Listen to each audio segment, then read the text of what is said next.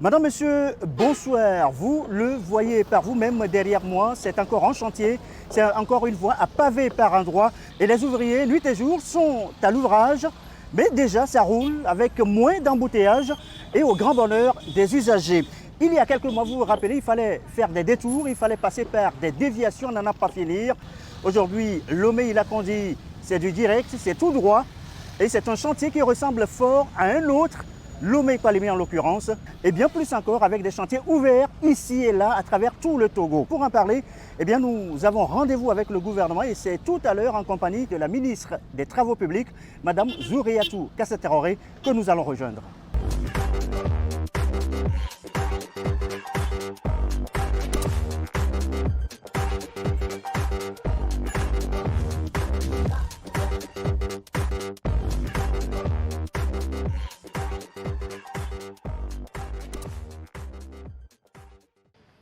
Madame la ministre, bonsoir. Bonsoir, monsieur. Avec vous, nous allons donc faire le point sur le réseau routier en chantier actuellement.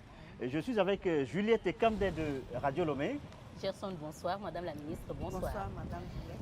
Et Dieudonné Korolakina, Togo Matin. Bonsoir, madame la ministre. Alors, madame, nous allons commencer tout de suite les travaux sur cette voie où nous sommes, Lomé. Et là qu'on dit, vous le savez, ont suscité beaucoup de commentaires. Les travaux, ça patine, ça n'avance pas, rouspète même certains usagers. Entre-temps même, le retard a été, semble-t-il, consommé. Ce tronçon devait être livré il y a plus d'un an maintenant. Mais aujourd'hui, c'est un autre constat. Carrément, comment expliquez-vous la situation? Qu'est-ce qui a, entre-temps, ralenti les travaux? Est-ce que c'est l'entreprise qui a paressé ou c'est les moyens qui n'ont pas suivi? Merci beaucoup, merci pour votre invitation qui nous permet aujourd'hui de faire le point sur l'ensemble des chantiers lancés sur le territoire togolais en infrastructure routière. Je voudrais tout d'abord rappeler que ces 10 dernières années, le gouvernement a consenti des investissements considérables permettant aujourd'hui de disposer de plus de 5000 km de routes, dont près de la moitié complètement bitumées. Et les investissements se poursuivent, ça continue dans la mesure où le plan national de développement 2020-2025 prévoit dans son axe 2 de faire de notre pays un hub logistique et de services, notamment de faire de notre pays un centre régional de premier ordre et qui nécessite qu'à travers les 42 projets retenus au titre du plan national de développement, il y a le dédoublement de la RN1 qui est un projet phare, le dédoublement de la RN1 qui qui relie Lomé jusqu'à la frontière Togo-Burkina Faso. Maintenant, pour revenir à la question que vous me posez, c'est vrai, nous sommes à Agbabi, sur une passerelle que nous avions fait réaliser pour permettre la traversée aisée et sécuriser des passagers, surtout des piétons. Les travaux ont été lancés depuis février 2020. Mais avant cela, je voudrais rappeler quand même que nous avions une côte sur 55 km depuis la frontière à Flao jusqu'à la frontière Ilakondi. Et déjà 25 km ont déjà été réalisés en 2x2 voies jusqu'à Avepozo.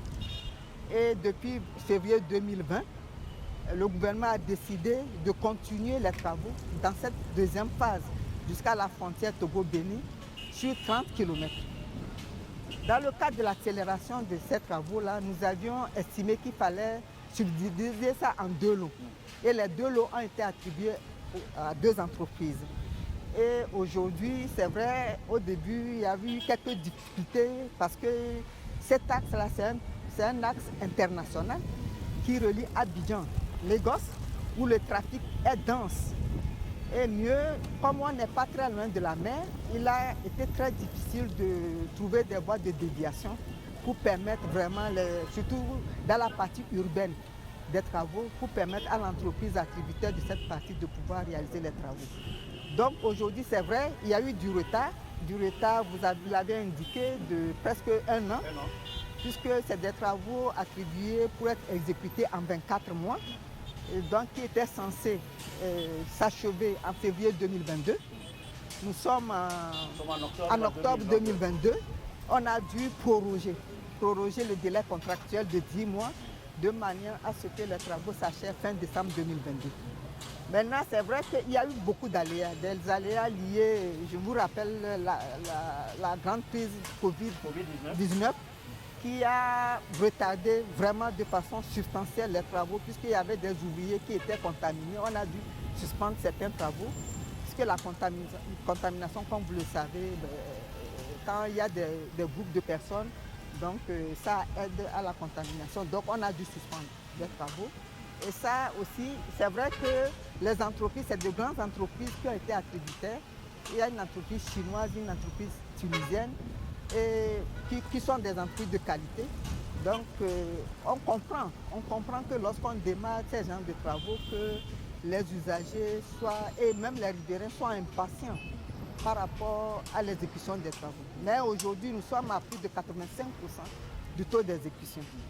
Et nous estimons que d'ici fin décembre, les travaux vont être réceptionnés. Madame la ministre, nous sommes à plus de 85% d'exécution. Qu'est-ce qu'il reste concrètement à faire sur cette voie? Mais comme vous l'avez constaté, vous voyez, on est en train de faire le terre-plein central avec le pavage de cette terre-plein centrale. Il y a également des lampadaires qui ont été commandés pour l'éclairage public, surtout dans la partie urbaine. Et il y a aussi des chaussées, des trottoirs qui sont prévus, qui ne sont pas encore aménagés.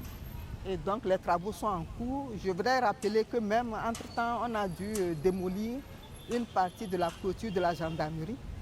Et nous avions eu à reprendre la construction de cette clôture-là. C'est autant d'éléments qui ont retardé l'exécution des travaux sur ce tronçon. Madame la ministre, est-ce qu'on peut être un peu plus concret dans les chiffres, dans les estimations? 85%, est-ce que ça correspond au pourcentage justement d'exécution de tous les travaux ou d'une partie des travaux? Non, c'est le taux global. Parce que comme je le disais tantôt, il y a deux entreprises. Ce taux concerne l'état d'avancement des deux entreprises, tout en sachant que ces entreprises n'ont pas tout à fait le même taux d'avancement. C'est une moyenne. C'est une moyenne qui concerne l'ensemble des travaux et qui nous font espérer que d'ici, sur la base de la prorogation des délais qu'on a accordés aux entreprises, d'ici fin décembre, les travaux vont s'achever et réceptionner. Bien, madame, on a juste fait donc le constat, le même constat que vous. Maintenant, ça roule quand même dans les deux sens par endroit, une seule voie par moment. On a réalisé un petit reportage justement sur cette voie. On va entendre ce que disent les riverains. On va écouter, regarder donc le sujet et on revient sur le plateau juste après. Des piles de pavés superposées ici et là. Au milieu, des ouvriers truelles en main, la voie et la conduite toujours en chantier. Pour Abdoulaye, qui emprunte tous les jours la voie Baguida à Boudrafort, c'est déjà une satisfaction. Par rapport à ce qu'on faisait aujourd'hui, par rapport à ce qu'on empruntait avant, il y avait une grande différence entre les deux. Vous voyez, auparavant c'était mono, maintenant c'est deux voies qu'on fait. Mais je tiens à les féliciter parce que ce n'est pas facile pour ceux qui font les travaux de la route, ce n'est pas facile quand même. Donc nous les Togolais, on devait les encourager à faire. Et à faire de mieux, de plus que ça aussi. Il faudrait que, pour demain, que cette route continue à rester très longtemps. C'est ça que je souhaite. Sur le tronçon Afile-Nigban à Gbavi, les deux voies semblent toutes prêtes, mais une seule est ouverte à la circulation. Les travaux qu'on laisse sont toujours en cours. En fait, on voit que le travail avance un peu. Et je remercie le gouvernement pour ce qu'il est en train de faire pour nous. Et concernant l'avancement du travail, on voit que c'est un peu lent, mais par la grâce de Dieu, ça serait bien assumé. Ici, dans le quartier, ici, je vois que on a besoin de sécurité ici.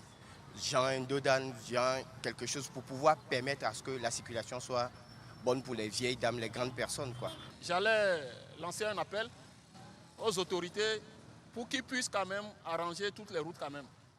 Parce que avoir de bonnes routes, c'est déjà avoir un développement. Parce que sans la route, il n'y a pas de développement.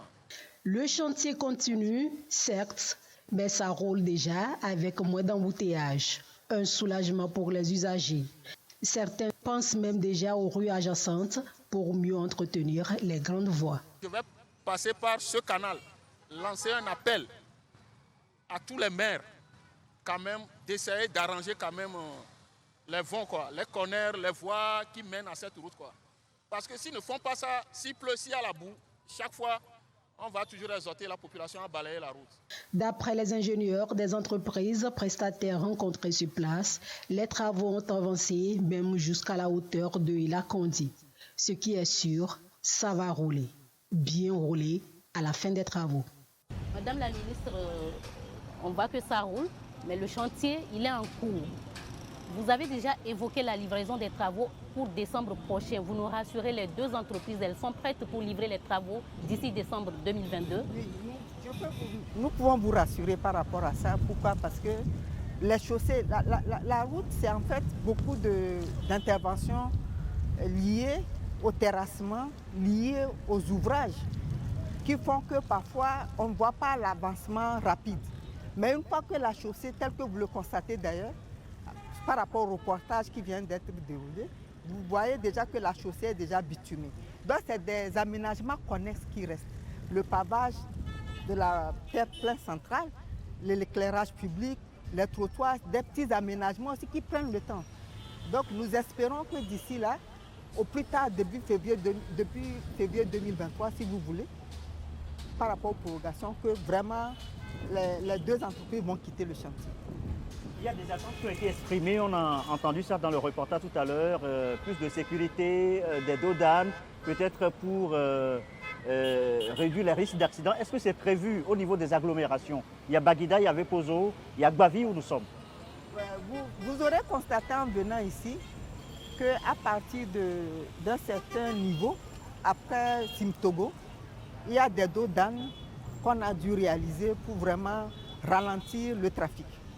Je voudrais rappeler, comme je le disais tantôt, que c'est une voie express internationale, malheureusement qui traverse de grandes agglomérations telles que la ville d'Aniro, Baguida et autres, qui font que de part et d'autre de la voie, il y a des riverains qui vont d'un point à un autre.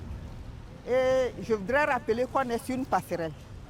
Au-delà des dos d'âne, nous avions pensé que désormais, pour faciliter justement la traversée des gens, des personnes âgées, comme disait tout à l'heure Madame Juliette, qu'on puisse prévoir, tel qu'on l'a fait ici, des passerelles permettant aux passagers, aux piétons de pouvoir traverser aisément, sans risque. C'est ça le sens des passerelles. C'est un programme pilote qu'on est en train de réaliser, surtout déjà dans le Grand Lomé, mais après la réussite de ce projet pilote, on pourra l'étendre dans toute l'étendue du territoire. Madame la ministre, permettez-moi de revenir sur la question du délai.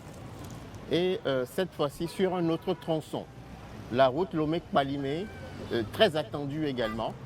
Pour certains usagers, ça traîne, pour d'autres, ça avance. Mais que répondez-vous à ces avis contradictoires? Est-ce que l'attributaire paresse? Est-ce que ça avance? En fait, les usagers, les riverains, ils ont raison. Mais je voudrais rappeler que lorsqu'on signe un contrat, il y a un délai. Quand je prends la route Lomé-Palimé, on a accordé à l'entreprise un délai de 36 mois. 3 ans. 3 ans. Et donc les travaux ont démarré en juin 2020. Donc normalement, les travaux sont censés s'achever en juin 2023. Mais déjà, vous avez vu la célérité avec laquelle l'entreprise a démarré les travaux à partir de Todman. Et donc, nous espérons que ce délai va être respecté, puisque l'entreprise a 77% d'exécution des travaux. Et même, il y a la partie urbaine qui est déjà éclairée. On a mis déjà les lampadaires au niveau du terre-plein central et ça se poursuit jusqu'au rond-point du lycée d'Adjido Gomé. Donc, nous n'avions pas d'inquiétude particulière par rapport à cette voie. Que d'ailleurs, je crois que dès que les travaux ont démarré, les mêmes populations ont salué l'entreprise Eboma qui exécute ces travaux, qui a d'ailleurs exécuté la route de Ségué, dont peut-être on va pouvoir en parler. On va en parler bien sûr tout à l'heure, mais en attendant, est-ce que on va parler quand même du chantier d'Atakwame, parce qu'Atakwame aussi est en chantier actuellement que dire justement de ce chantier en termes de délai également? Est-ce que là aussi ça avance? Est-ce que ce sera livré à temps? Nous mettons à notre niveau, au niveau du ministère des Travaux publics, nous mettons tout en œuvre pour que les délais requis soient respectés. Quand je prends la ville d'Atakpamé, c'est la voirie urbaine qui est en cours d'exécution. Nous avions accordé 26 mois, plus de 2 ans, à l'entreprise qui exécute les travaux. Et j'ai attiré votre attention sur le relief de la ville d'Atakpamé, qui est un peu rocheux et cascade. Vraiment, il y a tellement... Nous sommes allés visiter lors du démarrage des chantiers, ce n'est pas aisé. Mais déjà, l'entreprise est à 40%. 40% d'exécution des travaux. Ah oui, nous estimons que c'est une avancée puisque, par ailleurs, la même entreprise aura fait la voirie urbaine de la ville d'Agny. Et donc, nous espérons que ce délai va être respecté. L'entreprise met les bouchées doubles et le bureau de contrôle est à l'affût pour pouvoir veiller au respect des délais contractuels. Une route, ça coûte cher et la norme qualité doit être au rendez-vous. Est-ce qu'il est prévu des missions d'évaluation à mi-parcours sur tous les chantiers lancés? C'est vrai, une route, ça coûte cher. Mais de 2015 à 2021, le gouvernement a investi plus de 930 milliards de francs CFA dans le réseau routier national, dont des travaux en cours d'exécution pour un montant de 354 milliards de francs CFA. Ça vous dit que la route, effectivement, ça coûte cher, ça coûte très très cher de façon globale. Et mieux, par rapport au contexte qui prévaut aujourd'hui dans le monde entier, avec la flambée des prix, les matériaux coûtent de plus en plus cher. Pour revenir à notre pays, vous saviez que quand nous voulons faire passer nos routes, nous sommes obligés d'indemniser les collectivités qui sont dans l'emprise de la route. Et ça aussi, c'est un surcoût au coût même de l'exécution de la route, que parfois nos compatriotes ignorent. Et donc, lorsque nous concevons une route, nous décidons de faire une route, c'est des éléments par la suite qui viennent s'ajouter au coût réel de la route. Puisque globalement, 1 kilomètre de route pour le public, c'est à peu près 1 milliard de francs CFA. Sans compter ce dont je parle lié aux indemnisations que nous versons obligatoirement aux riverains qui sont obligés de libérer les emprises pour faire passer les réseaux connexes tels que la TDE, la CET voilà. Et de plus en plus la fibre optique. Puisque c'est aussi un grand programme du gouvernement togolais de fibrer toute l'étendue du territoire national. Madame la ministre, le suivi, comment se fait le suivi concrètement? Est-ce qu'il y a des contre-expertises qui permettent de s'assurer que ces ouvrages résistent dans le temps? Tout à fait. Je voulais en venir à cette question de Madame Juliette. En fait, de plus en plus, vu l'ampleur et la complexité des travaux, dès le départ, un cabinet est recruté qui est doté d'une expérience, vraiment une référence avérée, est recruté pour le suivi de la qualité des travaux exécutés. Et donc, globalement, la plupart des voies que nous réalisons aujourd'hui sont suivies par un bureau de contrôle. Même mieux, nous-mêmes, on a des ingénieurs qu'on appelle en général des homologues qui font partie intégrante de l'unité de gestion du projet, qui sont sur le terrain et qui nous rapportent hebdomadairement, mensuellement, l'état d'avancement des travaux. Et donc la qualité est assurée, puisqu'il y a un délai de garantie d'1 an après la réception des travaux que nous observons par rapport à la livraison des travaux. Voilà. Donc ce suivi-là est fait et même les partenaires. Je disais tout à l'heure que la voie là, a été financée en partie par l'État togolais, la Banque africaine de développement, la Banque islamique de développement, l'Union européenne. Et que de ce fait-là, ces partenaires viennent inspecter l'état d'avancement des travaux pour s'assurer effectivement de l'exécution. Oui, par rapport toujours au suivi, est-ce qu'il vous est déjà arrivé lors d'une mission d'évaluation de constater que ici, ce n'est pas bien fait et de faire reprendre les travaux à ce niveau-là à l'entreprise? Ça nous est régulièrement arrivé de faire reprendre des travaux parce qu'il y a le laboratoire de contrôle de la qualité des travaux qui font des prélèvements pour voir si le dosage, les différentes strates de la route. Aujourd'hui, ce que nous réalisons aujourd'hui, le bitume fait au moins 5 cm d'épaisseur. Donc, c'est des contrôles qui sont faits pour s'assurer qu'effectivement l'entreprise a respecté cette épaisseur-là pour la pérennisation et la durabilité de la voie. Donc, c'est des inspections qui sont réalisées par les géotechniciens et pas même le laboratoire national des bâtiments des travaux publics. Alors madame, permettez qu'on revienne à cette question, vous en faisiez donc allusion tout à l'heure, à l'annonce de la réfection de la route de Segbé. C'était un gros soulagement, un cri d'alarme que le gouvernement a entendu et aujourd'hui ça roule également sur cette route Segbé, mais le problème d'embouteillage ne semble pas être résolu et les gens estiment que c'est parce que la voie elle est trop rétrécie. Alors que dites-vous par rapport à cela madame? Vous avez raison et puis les usagers ont raison également de faire ce constat. Pourquoi? Parce que vous saviez, la route Lomé-Palimé, qui commence à partir de Todman, c'est une route de 2 fois 3 voies, qui est très large. Donc du coup, imaginons les usagers qui prennent cette route et qui arrivent au rond-point du lycée pour emprunter la route de Ségué. Aujourd'hui, nous avions réalisé une route de 9 mètres, soit 3 mètres supplémentaires. Avec 2 mètres de trottoir de part et d'autre et 10 arrêts de bus de 3,5 mètres de part et d'autre de la voie. Donc moi je comprends, nous comprenons que les usagers qui voient après avoir traversé Lomé jusqu'à le rond-point de lycée en empruntant Segbé, qui trouvent que ça se rétrécit. Mais alors qu'en réalité, on a élargi la chaussée. La largeur de la chaussée aujourd'hui est de 9 mètres au moins. Alors que la norme communautaire tourne autour de 7 mètres. La norme communautaire pour une voie normale, c'est 7 mètres. À raison de 3,5 mètres de part et d'autre. On a réalisé une chaussée de 9 mètres. Donc voilà, c'est vrai que bon, ils auraient voulu avoir 2 fois 2 voies, mais... Il y a une forte concentration quand même des populations oui, dans ces zones. Exactement. Mais ce que je voulais ajouter, quand nous prenons toutes les voies, partout ailleurs, que ce soit au Togo ou ailleurs, il y a ce qu'on appelle des moments de pointe. Des horaires, voilà, de pointe, des heures de pointe, oui. Des heures de pointe où il y a beaucoup de circulation. Le matin, c'est les gens qui convergent vers leur lieu de travail en même temps. Et le soir, en même temps, c'est encore une cohorte d'usagers qui convergent vers leur domicile. Donc, c'est des heures de pointe. Mais en temps normal, ça circule très bien.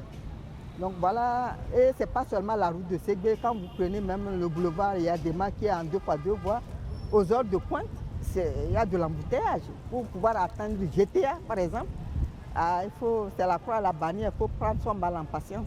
Madame la ministre, sur l'axe Lomé-Palimé, on enregistre souvent beaucoup d'accidents. Et ailleurs, sur d'autres voies, on voit qu'on n'a pas de trottoir, on n'a pas de piste cyclable chez nous. Mais aujourd'hui, nous faisons la promotion de la mobilité verte. Qu'est-ce que vous pouvez nous répondre à ce sujet? Pour la promotion, je voudrais d'abord rappeler que le ministre de la Sécurité a l'habitude, en relation avec le ministre des Transports, de tenir des statistiques sur les accidents sur nos routes. Et la dernière fois, il y a une présentation qui a été faite au niveau du chef du gouvernement, au niveau de la primature, où il est ressorti que la plupart des accidents sont dus aux 2 roues, à hauteur de presque 70%. Vous voyez? Donc, en fait, c'est comme si quelque part, on s'en prend à la route par rapport aux accidents, alors que c'est le respect du code de la route et de la vitesse. Quand parfois certains roulent en état d'ébriété, puisque les causes qui ont été listées, on a listé même des problèmes liés à l'alcool et puis autre chose. La mobilité, pour revenir à la question concernant la mobilité verte, vous saviez qu'on est en train d'intensifier le transport en commun à travers Sotral, où le gouvernement est en train d'acquérir de plus en plus de bus pour réduire l'individualisme lié à ce que chaque Togolais, quand il a les moyens, s'achète une voiture. Donc la mobilité verte veut qu'il y ait beaucoup plus de moyens de transport en commun pour limiter un peu le trafic. Parce que quand il y a 100 personnes dans le bus, au lieu de 100 voitures qui circulent, vous imaginez un peu ce que ça donne. Madame la ministre, parlons des accidents. Mais des voies comme celle de Djagblé, la voie du grand contournement direction Ouépé par exemple. Est-ce que sur ces voies, l'éclairage public qui fait un peu défaut ne peut pas participer, contribuer à résoudre un peu le problème des accidents? C'est vrai, plus la voie est éclairée, effectivement, moins il y a d'accidents. Maintenant, l'éclairage ne règle pas tout, dans la mesure où il y a des accidents dans la journée. Ce n'est pas des accidents nocturnes. Bon, maintenant, c'est vrai également, puisque Djagblé se trouve sur la voie Lomé-Bougan, si je ne me trompe pas. Et donc, la partie urbaine de la voie, dans le contrat qu'on a signé avec l'entreprise, a prévu l'éclairage public. Je disais tout à l'heure, à partir du RAS campagne, bon, vous voyez même, c'est 2x2 voies depuis le collège Saint-Joseph jusqu'à un niveau, jusqu'au passage supérieur. Et après, c'est réduit en une voie communautaire normale. Donc, à la limite, les populations, à un moment donné, pensaient que c'était l'entreprise de son propre gré qui n'a pas réalisé les 2x2 voies de bout en bout. Alors que contractuellement, c'est ce qui avait été demandé dans les cahiers de charges. On dit, en faisant un peu d'humour, un peu comme le chinois, petit argent, petite route, et qu'on a même souhaité avoir l'éclairage jusqu'au niveau de Aveta, jusqu'au niveau du péage, peut-être puisqu'il y a une forte concentration de population aujourd'hui aussi dans ces zones-là. Mais ceci dit, c'est vrai que l'entreprise a respecté les cahiers de charges. Ce qui a été demandé contractuellement à l'entreprise, c'est ce qui a été exécuté. Maintenant, les réflexions se poursuivent pour voir dans quelle mesure on pourrait, même vous allez constater qu'on est en train de faire des caniveaux là où les caniveaux n'avaient pas été prévus. Donc dans la foulée, on est en train de réfléchir pour voir si on peut continuer un peu l'éclairage plus loin, peut-être au niveau du péage, mais c'est des réflexions qui sont en cours en fonction des ressources qui seront disponibles pour financer ces genres de travaux. Sur le grand contournement, direction Ouépé, l'éclairage existe bel et bien, mais la nuit, à la tombée de la nuit, les populations n'ont plus droit à la lumière après le péage. Il y a les poteaux électriques, mais notamment lorsque nous-mêmes, nous, en tant qu'usagers, nous prenons cette voie, on constate que par endroits, il y a les ampoules, mais ce n'est pas éclairé. Et nous sommes en train de travailler avec le ministère en charge de l'énergie pour vraiment régler ce problème d'éclairage-là sur le grand contournement, le Simtogo jusqu'au poste de contrôle jusqu'à côté de Mopé. Voilà, donc en attendant de régler donc, ce problème d'éclairage sur cette voie à la hauteur de Mouépé, après Legbasito, ou Vaposito, nous sommes allés regarder un peu comment les usagers font la nuit, comment ça se passe. On va regarder ensemble ce reportage et on en parle aussi juste après. De l'obscurité à perte de vue. Sur ce tronçon avenue rond-point Douanadido Gomé Ségbé, en plein aménagement, impossible de rouler sans feu de nuit. Prudence, il faut être sur le qui-vive, avoir l'œil américain de peur d'heurter un obstacle. On se sent très en danger parce qu'il y a des fois, il y a des chauffards, on peut dire des chauffards, malgré leur lumière ou bien malgré leur phare, ils déraillent facilement. Surtout le rond-point là. Tout dernièrement, il y avait eu un accident, il avait tamponné le rond-point, il est rentré dans le lycée technique. C'est-à-dire la clôture. La voiture est rentrée par le lycée technique et puis il a coincé des gens là-bas. Cette scène est décrite, une conséquence du non-respect des règles du code de la route. Des accidents du genre sont très fréquents sur la route Olomé-Palimé et pourtant, le code est clair. À situation difficile, mesures différentes. Lorsque la visibilité est insuffisante, des feux sont indiqués en fonction de la situation. Devant le véhicule, vous avez 4 feux et qui ont des rôles bien distincts. Nous avons ce que nous appelons les feux de direction, les clignotants. Nous avons les feux de position ou veilleuse qui doivent être visibles au moins à 150 mètres. Vous avez aussi les feux de croisement. Les feux de croisement, qu'est-ce que ça veut dire? C'est que quand je dois croiser un autre usager, je dois rouler dans ce feu-là. Et nous avons ensuite les feux de route. Alors, par principe, en agglomération, on doit rouler toujours en feu de croisement parce qu'on croise énormément d'usagers. Dans les cas d'espèces, surtout que ici, là où nous sommes, il n'y a pas de lampadaire, donc l'éclairage est assez réduit. Tout usager conscient et amoureux de la route doit toujours rouler en feu de croisement. 3818, c'est le nombre d'accidents enregistrés sur les routes togolaises au premier semestre de l'année 2022, avec 347 morts. Des chiffres alarmants qui appellent tous à un éveil de conscience.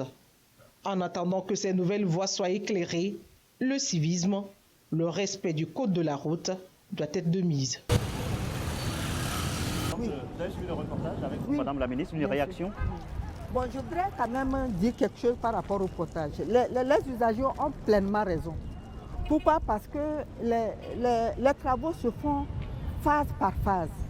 Il y a la phase où on construit la route, la chaussée et autres. Il y a la phase où on met les lampadaires. Si vous prenez la voie Lomé-Palimé aujourd'hui, c'est les lampadaires, les poteaux électriques sont en train d'être installés. Mais l'éclairage n'est pas effectif. Vous voyez?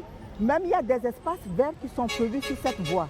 Mais c'est une autre phase. C'est après l'éclairage qu'on va entreprendre la phase des espaces verts. Vous voyez le rond-point au niveau d'Atikoumé? Présentement, c'est vide. Mais il y a toute une conception qu'on a au niveau du ministère des Travaux publics. Mais on attend cette phase-là pour pouvoir entreprendre les travaux nécessaires, comme au niveau de GTA.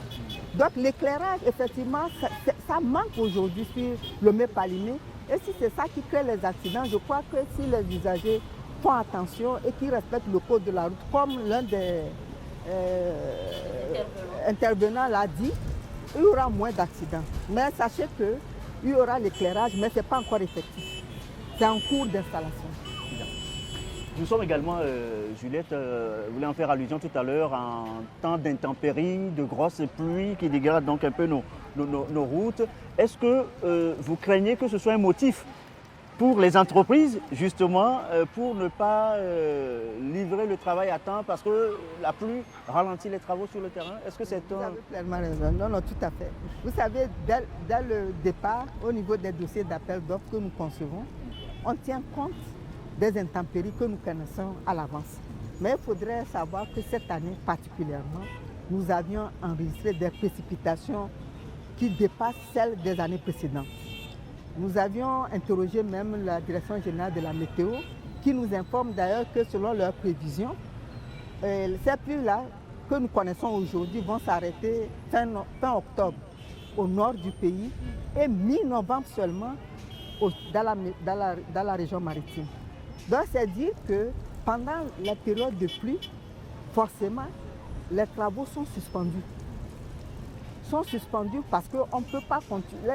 Je disais tout à l'heure avec mes collaborateurs que autant on a besoin des pluies pour la production agricole, mais autant les pluies ne font pas bon usage avec les travaux publics.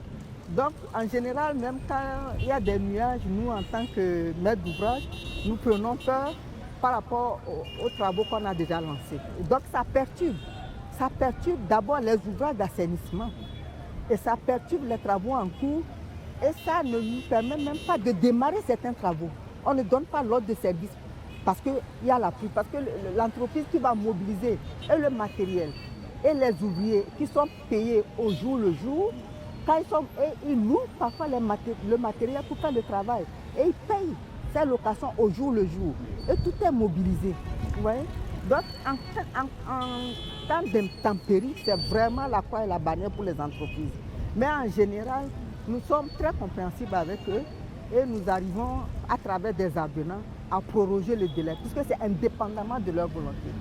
Il y a vraiment, les changements climatiques font qu'aujourd'hui, nous avions du mal même à maîtriser ces paramètres que nous avons l'habitude d'intégrer dans les dossiers, dont nous tenons compte dans les dossiers et dans les contrats que nous signons avec les prestataires, les entreprises prestataires des travaux. Madame la ministre, vous l'avez dit, les pluies dans la moitié nord du Togo vont s'arrêter en octobre. Dans la moitié sud, c'est en novembre, en fin novembre. Mi-novembre. Oui. Par rapport à ces grosses pluies qu'on a enregistrées à l'intérieur du pays, quel constat faites-vous sur nos routes après ces grosses pluies enregistrées? Déjà, il faudrait que je rappelle quand même, pour ceux qui voient, que la capitale, il y a eu des investissements lourds qui ont été réalisés par rapport aux voies bitumées et aux ouvrages d'assainissement qui font que lorsqu'il pleut aujourd'hui à la capitale, dans le quartier administratif, il n'y a plus d'inondation. Mais par contre, par rapport aux routes bitumées, à partir du moment où les routes adjacentes sont en terre, lorsqu'il pleut, ces routes adjacentes drainent des usagers par rapport à ce comportement qui n'est pas de nature à favoriser un bon cadre de vie pendant la saison des pluies. Puisque par ailleurs, ils sont inondés. Quand l'eau ne circule pas, ils sont les premières victimes des inondations liées justement à ce non-écoulement des eaux pluviales. Donc c'est un problème majeur et nous pensons que progressivement, si on arrive à bitumer les voies adjacentes aux voies bitumées, on va peut-être réduire l'impact négatif des intempéries sur nos routes. 2 projets phares retenus dans le plan national de développement 2020-2025. Il y a le dédoublement de la RN. C'est un corridor stratégique pour les 5 régions que compose notre territoire national et pour les pays de l'Interland, pour le dessert des pays de l'Interland. Et donc, c'est un projet en 4 phases en réalité. Ça fait toujours partie de l'agenda gouvernemental. C'est un projet en 4 phases. La première phase a été réalisée à partir du rond-point de Simtogo jusqu'à Davier, sur 30 km, sur fonds propres, sur le fonds de l'État, sur le budget de l'État. Et donc c'est une première phase. Les 3 autres phases vont concerner Davier à Takpamé, Kara et Kara Saint-Cancé. Ces 3 phases-là n'ont pas encore démarré parce que nous avions signé un protocole avec des partenaires privés, puisque le gouvernement a fait le choix de réaliser ces travaux de dédoublement à partir de Davier en partenariat public-privé. Étant donné, comme vous le savez, qu'il y a un problème de soutenabilité et de la dette par le budget de l'État. Donc, le gouvernement a fait le choix de le réaliser en PPP. Et donc, ce faisant, nous avions déjà au mois de novembre 2020 signé un protocole d'accord avec un partenaire privé qui est en train de mobiliser les ressources dans ce sens-là pour que les travaux puissent démarrer à partir de Davier. Donc ce n'est pas un oubli.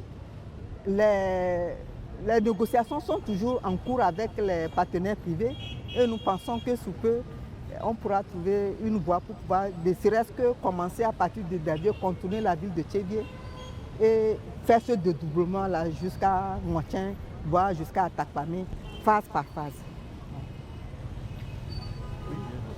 Madame la ministre, aujourd'hui on a un constat, c'est que le gouvernement fait de gros efforts. Vous l'avez dit au tout début, ça roule, tout le monde est content, le réseau routier est amélioré. On va revenir un peu sur les coûts. Clairement, depuis que les travaux ont commencé, on peut revenir sur les coûts avec un tout petit peu de détails. Les coûts, je l'avais indiqué tout à l'heure, que de 2015 à 2021, l'État a consenti plus de 930 milliards de francs CFA dans le réseau routier et que c'est un investissement qui se poursuit de façon progressive. Et pour les voiries urbaines, nous sommes en train de réaliser les voiries urbaines de certaines grandes villes du territoire national. Maintenant, pour les grands artères, vous avez vu, on est sur la RN2, qui est un grand corridor qui relie Abidjan à Lagos et qui va s'achever en 2x2 voies jusqu'à la frontière de Ila-Kondji. Et nous sommes en train de vouloir également, par rapport au grand corridor, je venais de le dire, qui relie Lomé jusqu'à Saint-Cancé, de procéder justement à un dédoublement pour disposer de 2x2 voies. Donc des investissements sont toujours en cours, mais ça coûte cher. Ça coûte cher. Nous disons que sur la base des expériences, des dossiers que nous avons par devant nous aujourd'hui, 1 kilomètre de route en moyenne, c'est 800 à 1 milliard de francs, c'est pas sans compter les ouvrages hydrauliques. C'est-à-dire que les ponceaux et autres. Ça coûte très très cher. Ça coûte d'autant plus cher que, en plus de cela, nous sommes obligés, le gouvernement est obligé d'indemniser les riverains qui sont dans l'emprise de la voie et qui revient très cher à l'État togolais. Donc c'est dire aujourd'hui que Et à partir, peut-être, le gouvernement est en train de travailler sur un certain nombre de tests, de manière à ce que cette délimitation des entreprises-là soit respectée par les riverains. Je prends la RN2. Vous voyez, nous sommes là, on a indemnisé certains et on a démoli certains kiosques pour pouvoir faire passer la route. Mais à peine la route est passée, les mêmes sont venus se réinstaller. Voilà, justement, par rapport à ces comportements inciviques, comportements humains, quel garde-fou il faut prendre justement pour protéger nos infrastructures routières, pour que justement ces comportements-là ne dégradent pas les voies? Qu'est-ce qu'il faut faire? Voilà. En fait, c'est un problème citoyen, c'est un problème de civisme comme vous l'avez indiqué. Vous voyez, nous parlons des emprises de la route. Est-ce qu'il faut sanctionner? Est-ce qu'il faut peut-être mettre les mairies à contribution? Le gouvernement est en train de travailler là-dessus pour trouver des solutions appropriées pour que vraiment ensemble, que ce soit le pouvoir central, les mairies, les conseillers municipaux, les associations, la société civile, et c'est peut-être avec votre autorisation, je me permets de parler de l'ONG, la Voix des Sans-Voix, Martin Luther King, qui nous interpelle régulièrement pour apprécier parfois les ouvrages réalisés par l'État et souvent pour attirer l'attention du gouvernement sur certains comportements qui sont de nature à perturber même le trafic. Et donc je vais revenir sur les emprises pour dire que de plus en plus nous prévoyons des trottoirs de 2 mètres de part et d'autre des voies. Mais quand vous regardez l'état de ces trottoirs-là, qu'est-ce que nous constatons? Ces trottoirs-là, c'est des marchandises que nos concitoyens étalent sur les trottoirs qui obligent les piétons à passer sur la chaussée à leur risque et péril. Puisqu'en réalité, les voies que nous réalisons aujourd'hui, c'est et pour les usagers véhicules et autres, et pour les piétons. Et nous réservons les parties trottoirs réservées pour les piétons sont occupées par des marchandises. Et ça s'amplifie de plus en plus, surtout dans le Grand Lomé. Et donc, il y a des réflexions qui sont en cours au sein du gouvernement pour que nous puissions trouver une solution en relation avec les maires, les conseillers municipaux, les élus locaux, les préfets et autres, pour que ces emprises-là soient respectées. Puisque nous avions constaté par ailleurs, en faisant nos enquêtes, que certaines installations sont autorisées par certains maires. Donc c'est autant de choses que nous sommes en train de voir ensemble au sein du gouvernement pour que vraiment des mesures soient prises pour vraiment faire respecter et les trottoirs et les emprises délimitées pour vraiment avoir des voies non encombrées, pour vraiment qu'on puisse rouler avec beaucoup de plaisir. Il y a des exemples, Juliette? À Golf, à Sieyé, c'est des voies très très encombrées, anarchiquement justement. Mais est-ce que la sensibilisation ne peut pas être aussi peut-être partiellement une solution à ces problèmes? Exactement, c'est ce que nous disons. C'est-à-dire que je disais que le gouvernement est en train de réfléchir pour voir de quelle manière justement nous allons pouvoir régler ce problème en relation avec les partenaires. À Golf, à Sieyé, c'est des voies très très encombrées, anarchiquement justement. Mais est-ce que la sensibilisation ne peut pas être aussi peut-être partiellement une solution à ces problèmes? Exactement, c'est ce que nous disons. C'est-à-dire que je disais que le gouvernement est en train de réfléchir pour voir de quelle manière justement nous allons pouvoir régler ce problème en relation avec les partenaires, les élus, les autorités administratives, locales et autres. Et donc, la première approche, c'est la sensibilisation. La sensibilisation à l'endroit des populations qui occupent ces voies-là. Vous voyez, un jour, à partir du rond-point de Simtogo, nous avions constaté une commerçante qui a vraiment mis son panne sur la chaussée. Là, je ne parle pas du trottoir parce qu'elle était assise sur le trottoir. Elle a mis son panne sur la chaussée pour étaler les tomates, les oignons à vendre. Ça, c'est de l'incivisme. Ce n'est pas tolérable. Alors que c'est un risque que la dame court en s'installant comme ça. Vous avez dû lui parler, absolument, on s'est arrêté pour la sensibiliser, pour dire que ce qu'elle est en train de faire là, que ce n'est pas bon pour sa propre sécurité. Parce que c'est un tournant où les véhicules qui passent peuvent venir vraiment lui rentrer dedans. Donc nous sommes en train de travailler là-dessus et je pense que la sensibilisation va nous permettre aussi de pouvoir permettre à ce que les populations respectent. Je voudrais en même temps souligner un autre problème de panneaux publicitaires. Vous voyez, sur certains artères, il y a des panneaux publicitaires qui cachent, qui empêchent la visibilité du trafic et qui entraînent parfois des accidents. Parce que c'est aussi des panneaux publicitaires qui sont installés de façon anarchique. Et là aussi, nous sommes en train de travailler avec le ministre de la Communication et tout le gouvernement en train de travailler là-dessus pour que nous puissions vraiment trouver des solutions appropriées pour régler ce problème-là, dans l'intérêt général, puisque la route, c'est un bien public qui appartient à tout le monde, y compris les véhicules et les piétons. Madame la ministre, l'émission, elle se passe sur une passerelle. Et des passerelles, on en a un peu partout aujourd'hui en ville. On peut citer celle du boulevard du Mono. La passerelle du boulevard du Mono, c'est un exemple que je donne. Mais là encore, ça crie, ça traîne trop. Est-ce que vous avez l'impression que vraiment les travaux, ça traîne ou c'est les Togolais qui exagèrent encore? Pas que les Togolais exagèrent, mais moi, je suis de leur côté, je leur donne raison en général parce qu'ils ne sont pas au fait même de la question. C'est vrai qu'on démarre quelque chose. Les gens sont impatients de façon globale. Ils sont très impatients. Ils voient la chose, ils veulent que ça se réalise rapidement pour en jouir. C'est normal. Donc les passerelles, vous savez, sur le boulevard du Mono, il y en aura 4. Ici à Agbabi, au lycée d'Agbedrafort, au niveau du grand marché de Lomé et au niveau de Panbiche. Il y en a aussi sur la RN1, à partir de la place La Colombe, au niveau de Agouezongo, également au niveau d'Aditi-Kopé. Nous en avons prévu également sur le grand contournement à Agoué-Demako et à Legbasito et aussi au niveau du marché d'Assié. Donc c'est un programme pilote en fait. C'est en cours de réalisation. Il y a 4 qui sont en cours de réalisation. Il y a 6 qui vont réaliser très bientôt. Maintenant, on parle de lenteur. La lenteur, vous voyez un peu, il y a des préfabrications qui sont faites au niveau des bases des entreprises.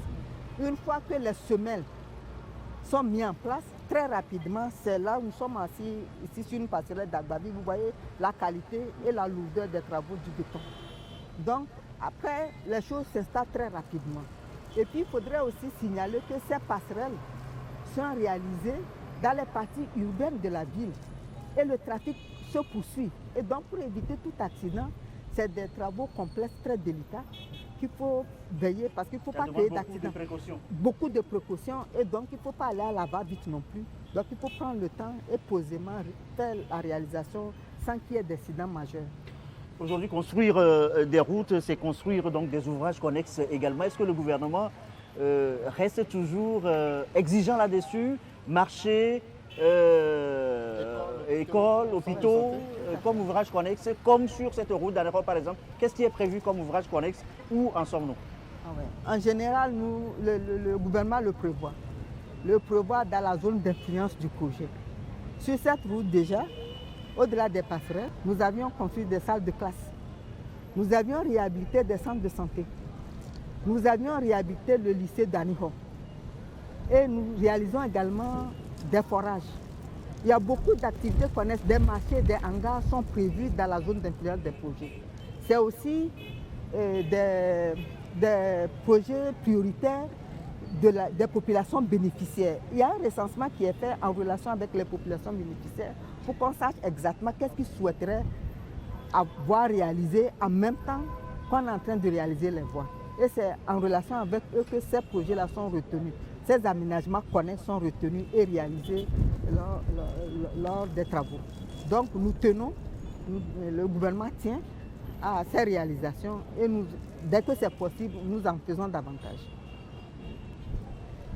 Madame la ministre, quels seraient selon vous aujourd'hui les obstacles qui pourraient entraver un peu les travaux au niveau du réseau routier togolais? On voit que la volonté, elle est là. C'est quoi les limites? La volonté, elle est là. Le gouvernement met les bouchées doubles pour vraiment améliorer le cadre de vie des Togolais. Ça participe aussi à la croissance économique. Comme on le dit, quand la route va, le développement suit. Et donc, ça fait partie des programmes, des projets phares du gouvernement. Maintenant, c'est vrai, quels pourraient être les freins? Quels pourraient être les obstacles? Ça revient au coût. Ça dit qu'il faut des moyens. L'argent. Oui, absolument. Ça revient au coût. C'est le coût. Je l'ai redit tout à l'heure, 1 kilomètre de route, c'est pas moins d'1 milliard. Donc, en fonction des moyens, nous allons pouvoir progressivement réaliser tous les travaux nécessaires pour améliorer le cadre de vie des Togolais. Pour améliorer aussi la circulation des véhicules. Vous savez, bientôt le recensement va commencer. La population togolaise s'accroît. Il faudrait que pour accompagner cet accroissement, les infrastructures routières aussi s'accroissent pour pouvoir permettre à chacun de nous de pouvoir circuler aisément et de façon fluide. Donc voilà globalement la position du gouvernement togolais. Madame la ministre, quel serait alors votre message pour les concitoyens, pour les sensibiliser à participer réellement à la construction de l'œuvre, à la construction du pays? Vous voyez, parfois, quand vous circulez, il y a des véhicules qui sont en panne. Et on voit même des vidanges de certains véhicules là, sur la chaussée. Ah, c'est des comportements qui abîment la chaussée. La participation, c'est ne serait-ce que préserver et veiller au maintien des ouvrages qui sont réalisés. Déjà ça, rien que ça, c'est très important, puisque c'est un bien public. La route, c'est un bien public. Ça appartient à tout le monde. Donc nous devions faire en sorte pour la préserver. Donc ne pas brûler des pneus, ne pas saigner. Parfois, bon, vous avez constaté de mieux en mieux lorsque nous réalisons nos voies, nous le faisons de façon coordonnée avec les services concédés, la TDE, l'énergie électrique, le ministère, la CET et la fibre optique. De manière à ce qu'une fois que la route passe, qu'on ne vienne pas creuser à nouveau pour faire passer les câbles. Donc c'est conçu en une fois et ensemble nous réalisons les voies. Donc la préservation de ces voies-là est très importante et tous les citoyens, où qu'ils soient, en termes d'individus, d'usagers, doivent faire en sorte pour vraiment sauvegarder ce bien public. C'est sur ce message civique que nous allons clore cet entretien. Merci Madame Zourietou Kassa Traoré, vous êtes la ministre des Travaux publics. Merci d'avoir répondu à toutes nos questions. Nous étions avec Juliette Kamdé de Radio Lomé et Dieudonné Korolakina de Togo Matin. Merci à nos collègues.